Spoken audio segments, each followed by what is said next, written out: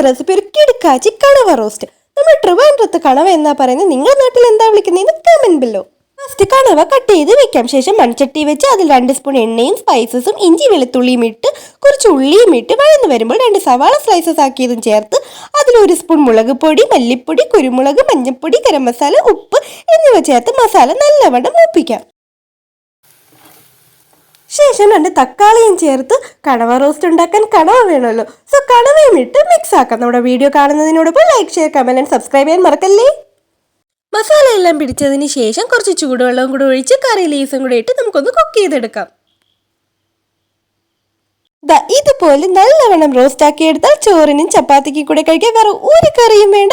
നമ്മുടെ അടാറ് കണവ റോസ്റ്റ് മാത്രം മതി. എല്ലാവരും ട്രൈ ചെയ്ത് നോക്കണം. ഫീഡ്ബാക്ക്സ് അറിയിക്കണം. പുതിയൊരു റെസിപ്പിയായി ഞാൻ വീണ്ടും വരുന്നവരേക്കും ബൈ.